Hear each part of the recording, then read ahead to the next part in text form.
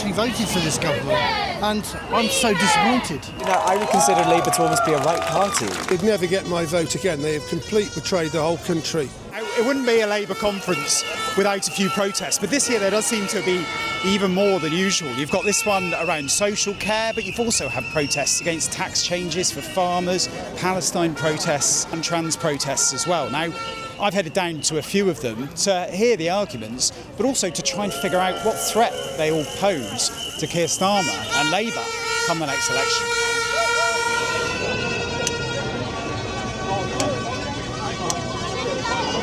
What brings you here today? I'm going to representing the agricultural industry. Our farm's been in the distant family since the 1850s, and when my mother passes, we're going to have to stump up an inheritance tax bill, and it's going to make the farm unviable. Why do you think the government is doing this then? It's the inheritance tax move that's the main... It's an ideology, I think. It's an ideology to take the wealth from the people that they perceive to be wealthy and redistribute it.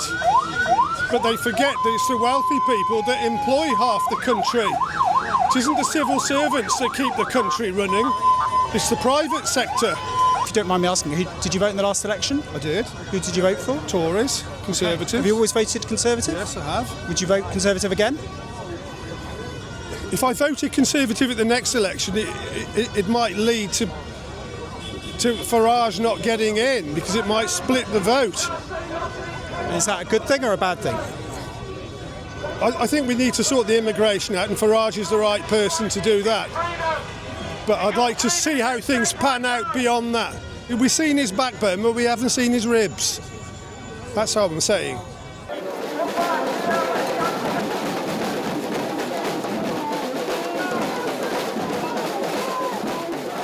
Terror laws are being abused by the UK government. People are facing up to 14 years in jail for holding a piece of paper, and it's absolutely disgusting. I've been arrested and I'll get arrested again.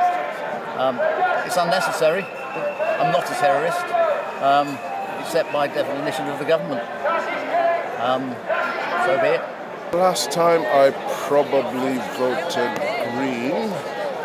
Next time I'll probably vote your party, whatever the name is at the time. I've got some cautious optimism with your party. They've got some really great ideas for radical change to the systems that we live in at the moment, because they're not working and they haven't been working for a long time.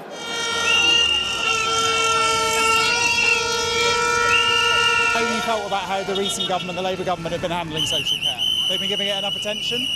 I don't think care ever gets enough attention, because people don't realise how important it is until they need it, or they're in that industry in themselves. It's obviously Labour conference going on at the moment. I mean, did you have sort of much hope when, I guess, after the general election that something might start happening a bit more quicker? I definitely did. For my sins, I actually voted for this government, and I'm so disappointed. I'm so disappointed at the lack of compassion, the lack of kindness that they've displayed. Nothing has been done about care. It's just been kicked down the can. Reforms have just been kicked down the road. Nothing has happened. It's dreadful. How do you think the government, since Labour came in, how are they viewed, I guess, in the trans community? Not positively. They've gone so far in trying to kind of play the same rulebook that Reform UK are playing, that I would consider Labour to almost be a right party, So I think we can't ideologically align with parties like that. Do you feel like people are kind of starting to lose faith in Labour and looking elsewhere? I think a lot of people have already turned on Labour and are going for parties like the Green Party and the Lib Dems, who have a lot more towards, and they target their manifestos specifically towards the marginalised communities like the trans community. I would vote Green at the moment, or I would vote for Plaid, being a Welsh person. But no, ultimately, I don't think that politics is going to save us in the way that it is at the moment. Parliamentary politics are not going to save us, so we have to organise from below.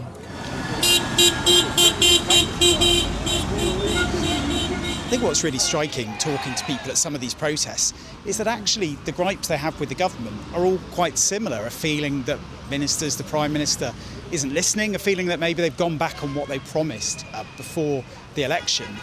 they're all coming up with different answers, though, on what the fix is. For some of the people we spoke to about farmers' tax, the answer is Nigel Farage and reform.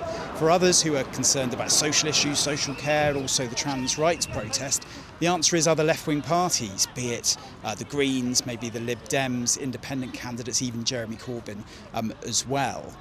But I think that is the issue for Labour, because it's that group, that left-wing group, that probably poses the bigger danger, because there are more of them.